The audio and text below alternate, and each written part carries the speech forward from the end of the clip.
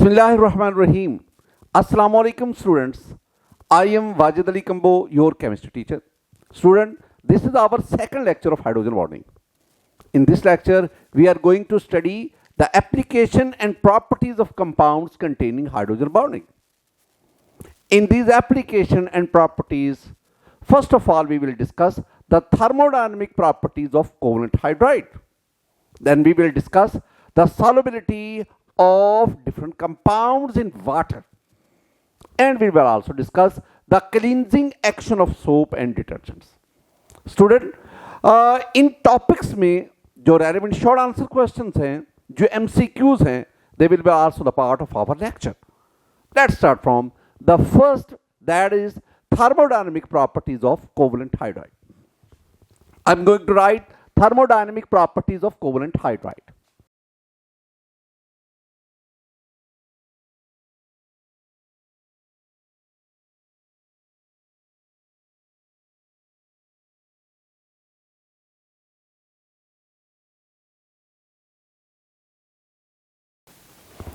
Students, this one is our heading thermodynamic properties of covalent hydrides. अब इसमें आपने ज़हन में रखना है कि जब तक आपको हेडिंग्स के मीनिंग्स नहीं आएंगे हम कभी भी इसको एक्सप्लेन नहीं कर पाएंगे.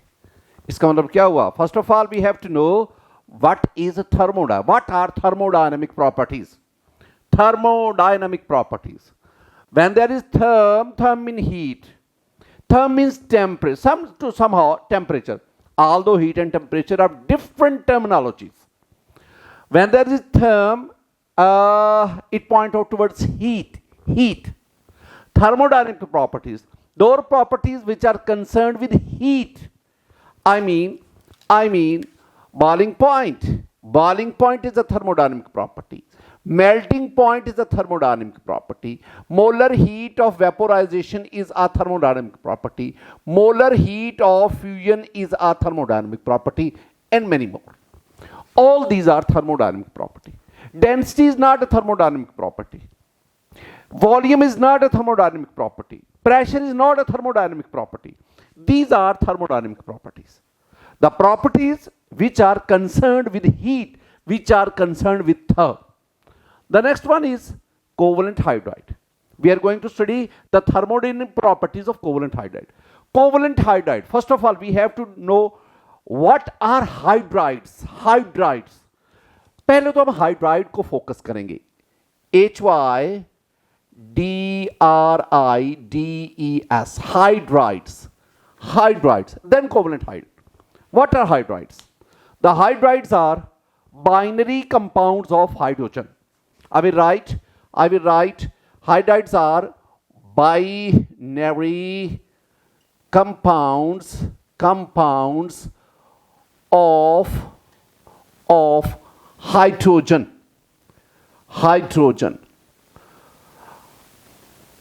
Student, listen carefully. Binary compounds. Binary. Bi mean two. And narrows mean component. Here narrows mean elements. Binary, two elements. Compounds.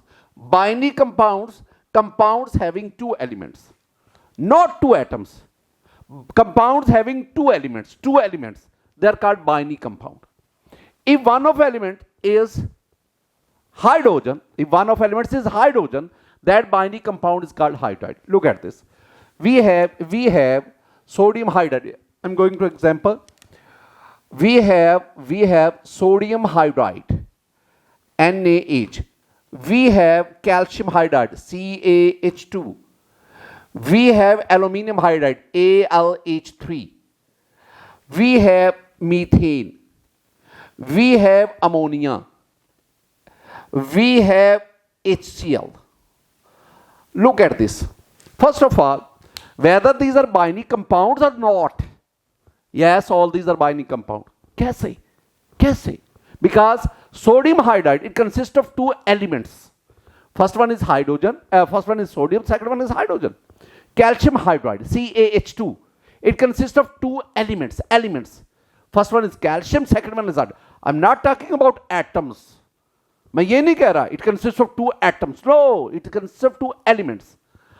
AlH3, it consists of 2 atoms, 2 elements. Aluminium hydrogen. CH4, it consists of 2 elements, carbon, hydrogen, and it consists of 5 atoms. 5. On the basis of atoms, this one is pentaatomic. But as far as the number of elements are concerned, this is the binary compound. वो compound जिसमें 2 elements होंगे, that is called binary compound. और अगर 2 elements में से एक element hydrogen होगा तो that binary compound is called hydride.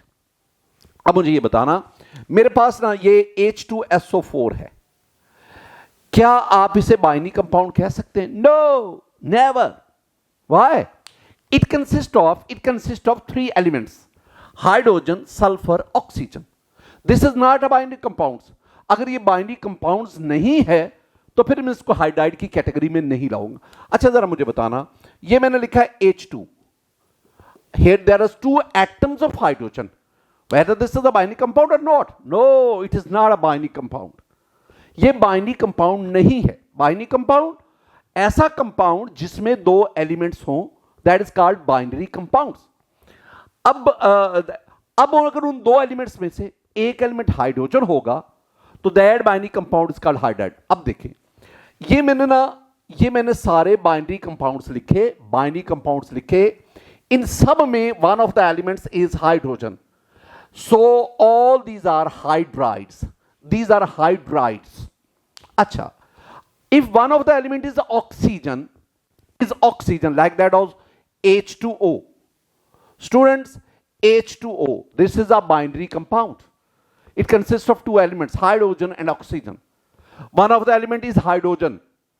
If a binary compound having hydrogen, that is called hydride. So H2O is a hydride.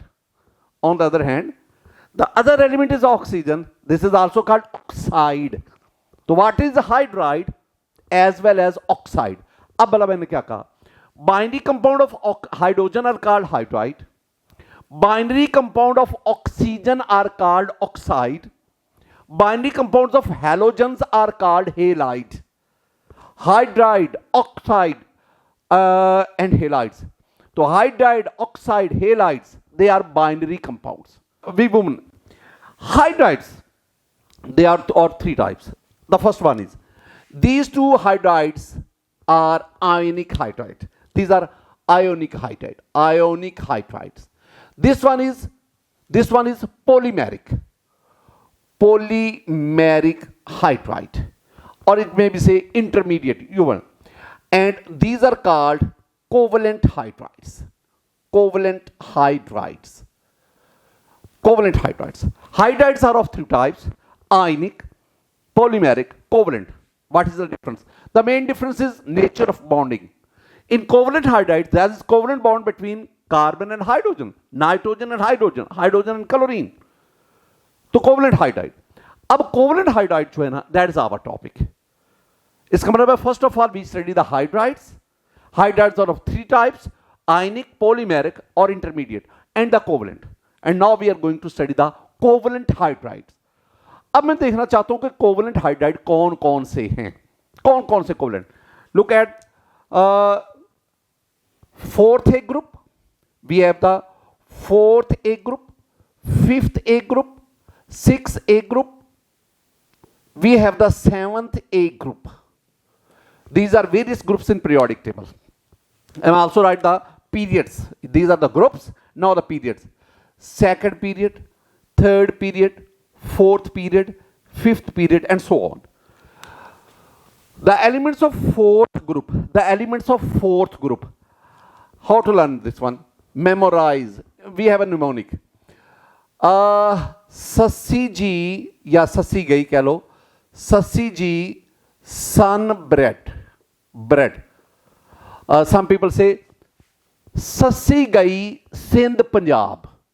Shashi गई सिंध पंजाब, ये भी ठीक है. या Sassi ji son bread. CSI Sassi, GE गई, SN Sindh, PB Punjab. This one is the 6th period. ये जो मैंने लिखी है ना, ये वाले, these are periods, periods, very important to note this one.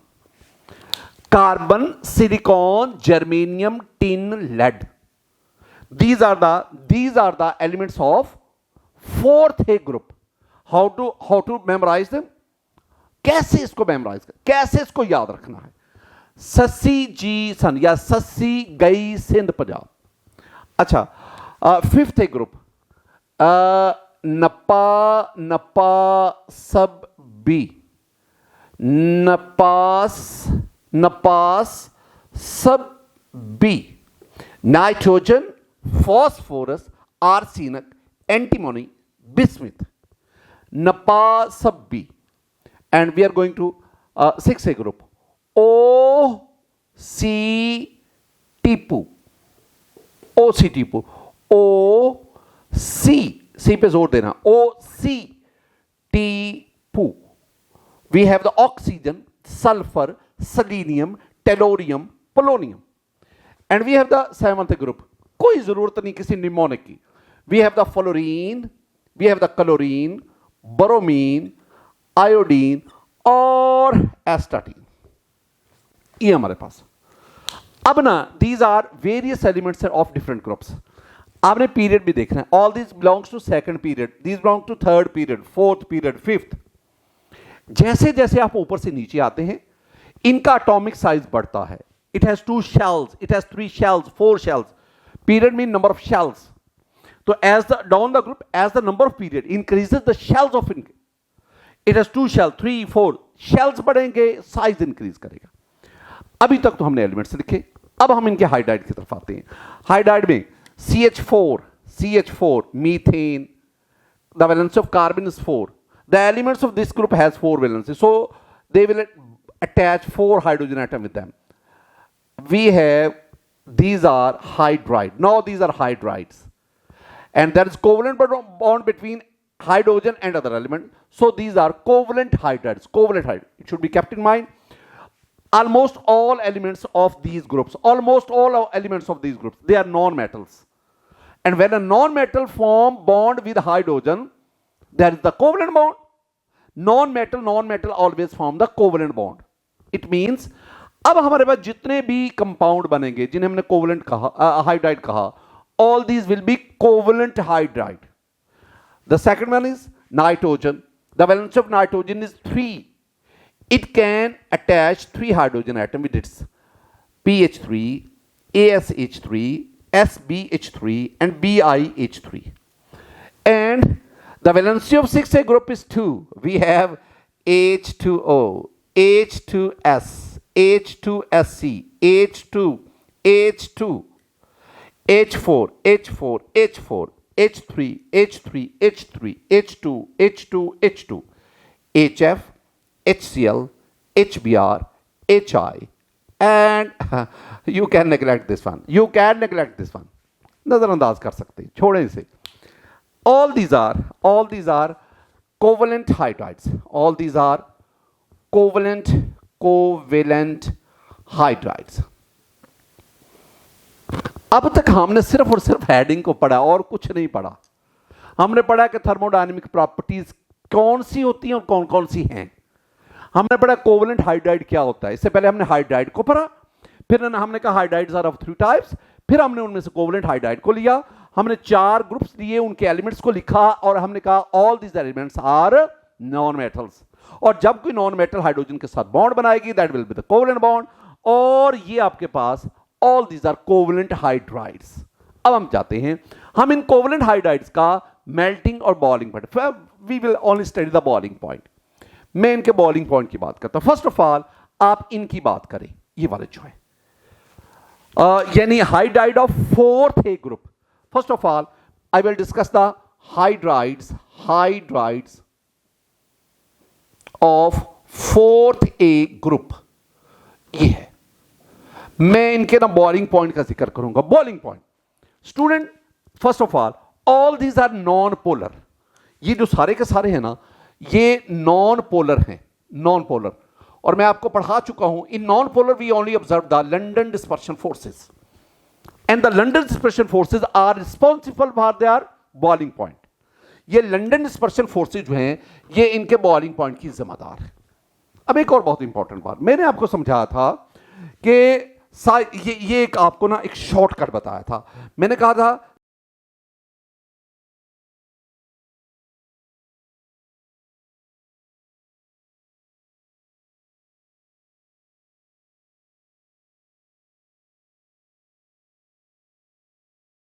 Look at this, मैंने आपसे कहा था size of electronic cloud directly proportional to polarizability, directly proportional to strength of London dispersion forces, and that is obviously directly proportional to their value of boiling point. अब जब आप ऊपर से नीचे मूव करते हैं, methane, silane, germane, tin hydride, lead hydride, methane, silane, germane. अच्छा, जब आप ऊपर से नीचे मूव करते हैं, पीरियड बढ़ रहा है, इट मींस H4 तो सब में सेम है, कार्बन इलेक्ट्रॉनिक क्लाउड का साइज कम, सिलिकॉन बड़ा, जर्मेनियम, इसका मतलब है down the group size of electronic cloud increases, ease of distortion बढ़ेगी, पोलराइजेबिलिटी बढ़ेगी, एज अ रिजल्ट इसमें लंदन डिस्पर्शन फोर्सेस की स्ट्रेंथ बढ़ेगी, जिसकी वजह से इसका बॉइलिंग पॉइंट कम, ज्यादा, इससे ज्यादा, इससे ज्यादा और इसका सबसे ज्यादा। Look at this one is the table. In table on axis we have the period number and on Y axis we have the boiling point that is in centigrade. Look at the boiling point of hydride of fourth group, the lowest boiling point that is -164 that is of methane. उसके बाद जो है वो सीलेन का ज्यादा, Germain का उससे ज्यादा, टिन हाइड्राइड और लेड हाइड्राइड का सबसे ज्यादा है। इसका मतलब down the group due to increase in the size of electronic cloud, London dispersion force strong से स्ट्रॉन्ग और यू इनका बॉइलिंग पॉइंट इंक्रीज कर रहा है। Let's move towards the fifth group, hydride of fifth group.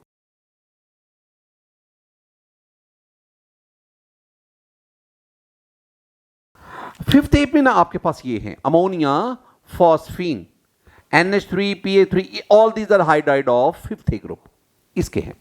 अब हमने इनका boiling point इसको देखना है। स्टूडेंट, अगर हम बॉइलिंग पॉइंट देखेंगे ना तो अमोनिया का बॉइलिंग पॉइंट बाकी सबसे बहुत ज्यादा है। यानी अगर मैं आपके सामने ये ग्राफ प्लॉट करूं, इस ग्राफ में अमोनिया का बॉइलिंग पॉइंट सबसे ज्यादा -33.4 डिग्री सेंटीग्रेड। अच्छा, उससे बहुत नीचे फिर आपके पास PH3 का है, फिर बढ़ता जा रहा है और फिर आपके पास लास्ट वन आ जाएगा। इसका मतलब क्या है? इसका मतलब है कि यहां पे जो अमोनिया है उसका बॉइलिंग पॉइंट एक एक्सेप्शनल केस है, और अमोनिया का बॉइलिंग पॉइंट अगर हम इससे पहले वाले ग्रुप को देखेंगे ना, उसमें तो मीथेन का सबसे कम था और फिर आहिस्ता आहिस्ता रेगुलरली वो इंक्रीज करता गया। यहां अमोनिया का सबसे कम होना चाहिए था लेकिन वो सबसे ज्यादा है। What is the reason behind this? अब अगर मैं इसको ट्रेंड देखूंगा ना तो ट्रेंड बनता है अमोनिया का बॉइलिंग पॉइंट NH3 ये सबसे ज्यादा, उसके बाद फिर ये BIS, उसके बाद ये BIH3 आता है। अच्छा, इससे कम फिर इसका है, इससे कम फिर SBH3 का है, SBH3 का है, उससे कम फिर ASH3 का है, ASH3 का है, और सबसे कम जो है वो PH3 का है, PH3 का। अच्छा, यहां तो हमें कोई कंफ्यूजन नहीं है, इनमें कोई कंफ्यूजन। इसका मतलब है यहां पे एक्सेप्शनल बिहेवियर कौन शो कर रहा है? ये अमोनिया शो कर रहा है, जिसका बॉइलिंग पॉइंट -33.4 और ये इनमें सबसे ज्यादा है, हालांकि सबसे कम होना चाहिएगा। वजह क्या है? वजह very simple, in ammonia we observe the hydrogen bonding. Ammonia में हाइड्रोजन बॉन्डिंग है, बाकी क्या इनमें नहीं है? नो, इनमें नहीं है। इनमें सिर्फ और सिर्फ लंदन डिस्पर्शन फोर्सेस पाई जाती है। To some extent there may be the dipole forces, but mostly we observe the London dispersion forces in there, और London dispersion forces they depend upon the size of electronic cloud। जब आप ऊपर से नीचे आएंगे, size of electronic cloud से बढ़ने से London forces strong से strong होती जाएंगी, और इनमें सबसे strongest इसमें आप इनको अलग डिस्कस करें। बॉइलिंग पॉइंट कम, ज्यादा, ज्यादा, सबसे ज्यादा, और इसका इनमें सबसे ही ज्यादा। बिल्कुल सेम आप ना इसमें चले जाए। यानी मैं ना फिफ्थ ए ग्रुप के साथ साथ मैं ना 6A ग्रुप इसको भी डिस्कस कर रहा हूं, 6A ग्रुप को भी डिस्कस कर रहा हूं। और 6A ग्रुप में अगर आप देखेंगे, अगर मैं आपके सामने ग्राफ बनाऊं, ग्राफ में देखें वाटर का बॉइलिंग पॉइंट सबसे ज्यादा है 100 डिग्री सेंटीग्रेड। उसके बाद आपके पास H2S का आता है -61 डिग्री सेंटीग्रेड।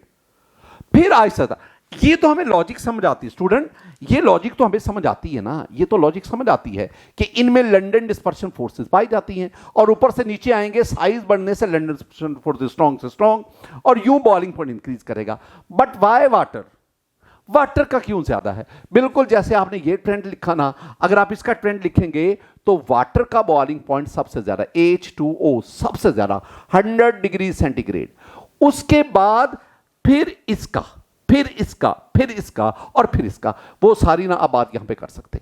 एक और बात, वो भी क्वेश्चन पूछा जाता है, H2O हैविंग बॉइलिंग पॉइंट, मैं बॉइलिंग पॉइंट की बात कर रहा हूं, H2O having boiling point 100 degree centigrade, while H2S, the second member, the second hydride after H2O, second hydride, ये इसी ग्रुप से ताल्लुक रखता है, its boiling point is -61 degree centigrade, 61।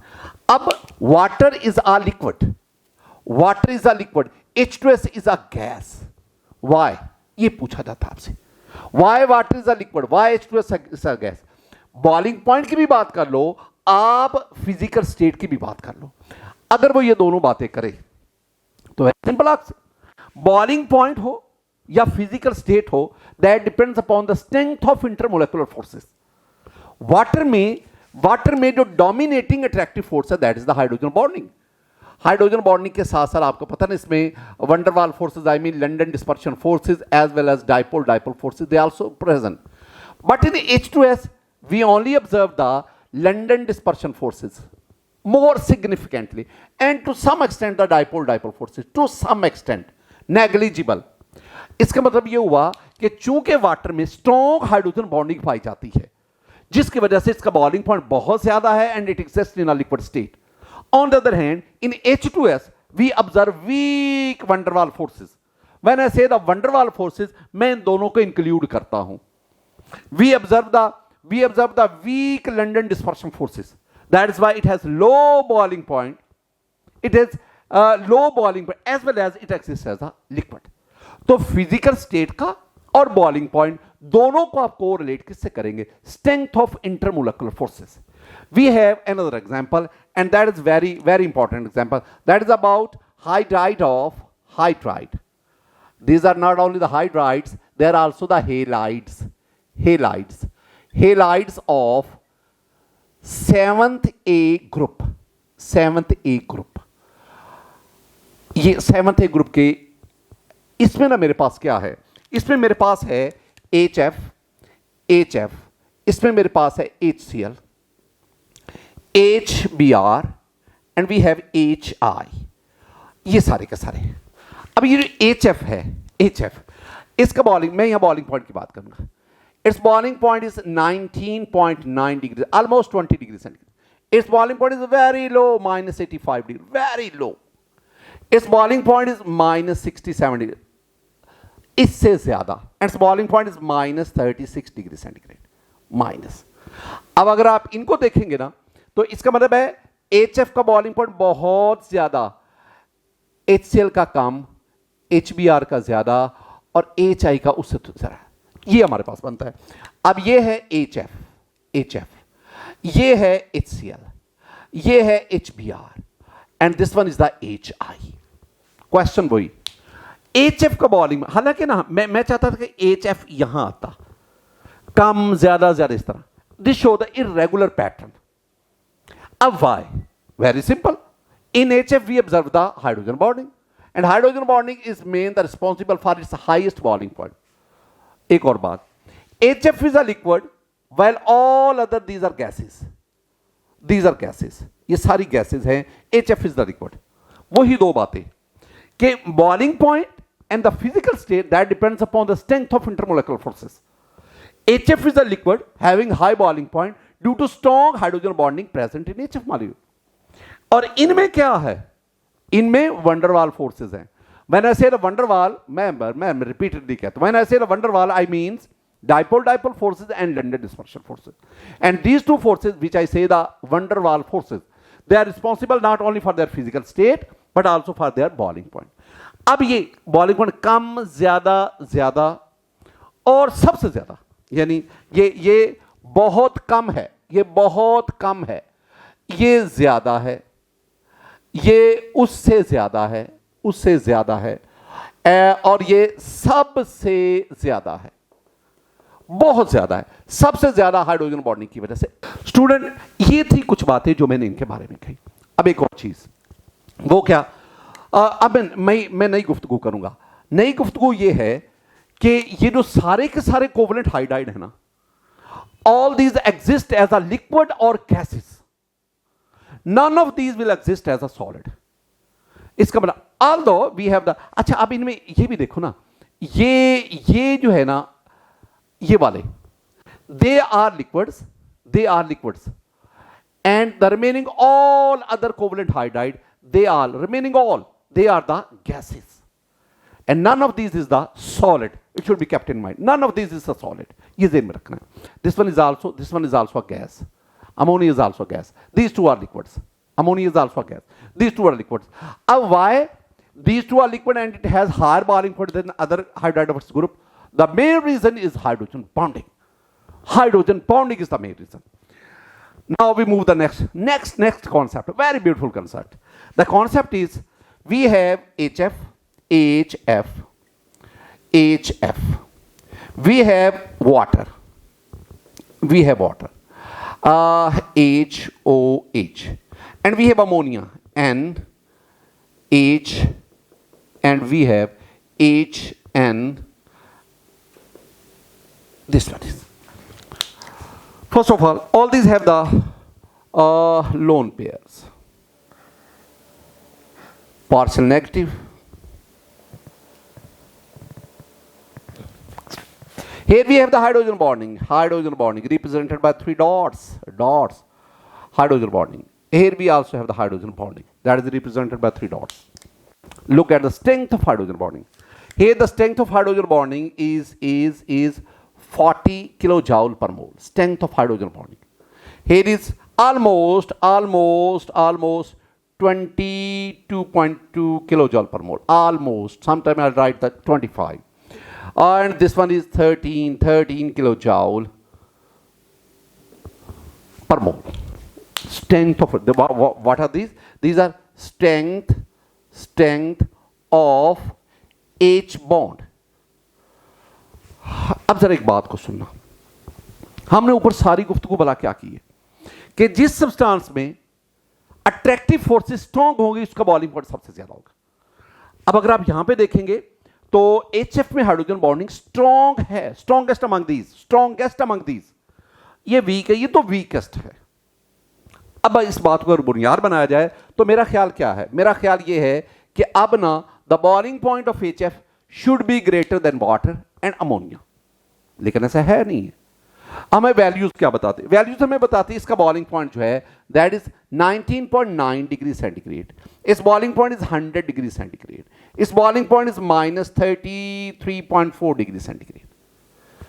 अब आप इसको 20 कर लो, राउंड ऑफ करके 20 कर लो, ये 100 है, is 5 time greater than that of HF। क्यों? हालांकि the hydrogen bonding in HF is stronger then in water. असल में ना हम बात को समझते नहीं, हम आधी बात समझते, आधी बात नहीं समझते। मैंने आपको ना इन सब का स्ट्रक्चर भी डिस्कस किया था और मैंने उस स्ट्रक्चर में कुछ बातें बताई थी। मैंने कहा था कि in HF we observe 1 hydrogen bond per molecule.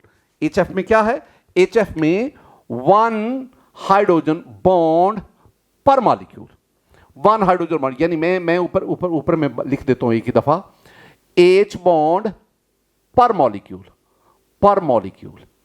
तो हम क्या कहेंगे कि HF में 1 hydrogen bond per molecule. In water we observe the 2 hydrogen bond, in ammonia we observe 1। मैं अमोनिया को तो छेड़ता, मैं इन दोनों की बात कर। अब आपने एक लफ्ज सुनना है, आपने ना बिल्कुल बारीक लाइन के ऊपर चलना है। और बारीक लाइन क्या है, बारीक लाइन ये है कि वाटर में हाइड्रोजन बॉन्डिंग की स्ट्रेंथ कम है as compared in HF। Hydrogen bonding की स्ट्रेंथ कम है वाटर में as compare to HF, but effect of hydrogen bonding in water is greater than in HF। Hydrogen bonding की स्ट्रेंथ और फिर दूसरी बात ने बात क्या की, इफेक्ट ऑफ हाइड्रोजन बॉन्डिंग। ये जो फिजिकल प्रॉपर्टीज है ना, ये इफेक्ट ऑफ इंटरमोलेकुलर फोर्सेस पे डिपेंड करता है। अगर आप एक वाटर में पर मॉलिक्यूल 2 हाइड्रोजन बॉन्डिंग है, एक 22 है, तो 2 जो हैं वो ऑलमोस्ट 45 हो जाएंगी।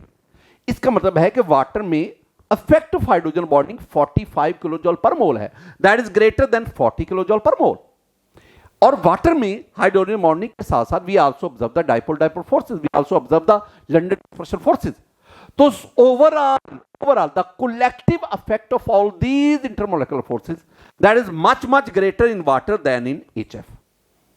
आप कहेंगे जी ठीक है, हाइड्रोजन बॉन्डिंग को तो समझ आती है, ये डाइपोल डाइपोल फोर्सेस भी वाटर में HF के मुकाबले में ज्यादा? यस ऑफ कोर्स, क्यों नहीं।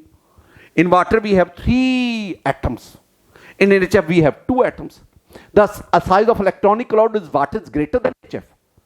तो इसका मतलब ओवरऑल कलेक्टिव इफेक्ट। एक तो ये बात आपने ध्यान में रखनी है।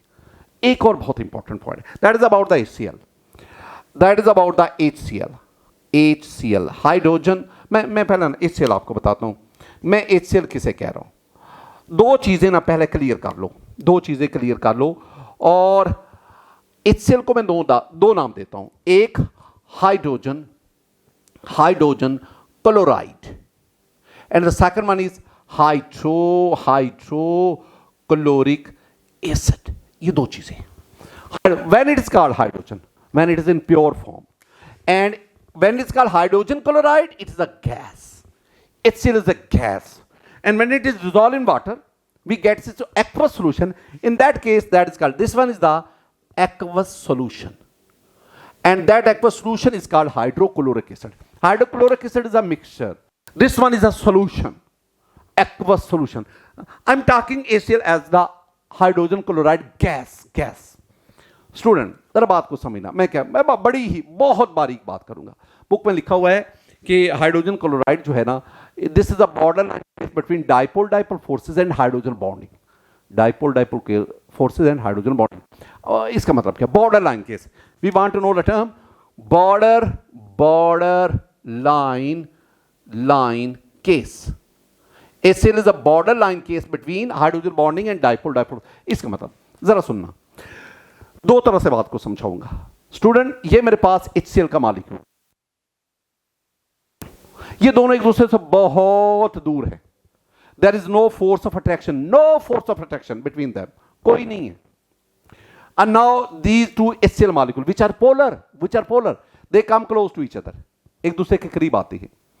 Due to their polar nature, the partial positive end of one HCl molecule attracts the partial negative end on it. That is called dipole-dipole force. अब dipole-dipole force, यहां पे there is no force between these 2 molecules. Close हो गए, dipole-dipole forces के दरमियान produce हो गई। जैसे जैसे करीब होते जाएंगे, the strength of dipole-dipole forces increases। यहां पे 5 किलोजॉल पर मोल, 6, 7, 8, 10, 12 बढ़ती जा रही है। अब मेरे एक सेंटेंस गौर करना, now the HCl molecule are close enough. What do you mean by close enough? मजीद करीब नहीं हो सकते। अब ये क्लोज इनफ आ गए, अब क्या होगा? अब जो the lone pair on chlorine atom that also involve in attraction, now this is not dipole dipole force, it has become an other attractive, that is called hydrogen bonding. अब ये hydrogen bonding होगी, now its strength increases to 18 to 20 kilo joule. 2 बातें हुई, यहां पे there is no force of attraction between HCl molecules, यहां पे dipole dipole forces established between these molecules. As the molecule come closer to each other, the strength of dipole dipole force increases, but when these 2 molecules come close enough to each other, मजीद करीब नहीं हो सकते, अब ये dipole dipole force नहीं है। Now this is called hydrogen bonding. Why? Because now the lone pair are also involved in attraction, so this is called the hydrogen bonding, and its strength is greater than dipole dipole force, बढ़ गई। अब ये थोड़े से दूर जाएंगे, then again the dipole dipole force, बहुत दूर चले जाएंगे, there is no force of attraction। This is the borderline case। borderline है, कब ये अट्रैक्शन डाइपोल डाइपोल कहलाएगी, कब ये अट्रैक्शन हाइड्रोजन बॉन्डिंग कहलाएगी। हाइड्रोजन बॉन्डिंग तब कहलाएगी when two HCl molecule come close to each other, यानी मैक्सिमम क्लोज आ गए, तो then that is called the border line case. Student, इस लेक्चर में मैंने आपके साथ एक बात डिस्कस की, and that is the thermodynamic properties of covalent hydride. अब मेरी दुआएं हमेशा आपके साथ होती हैं। अल्लाह आप पर फजल फरमाए, अल्लाह आप पर अपना करम फरमाए। अस्सलाम वालेकुम व रहमतुल्लाह।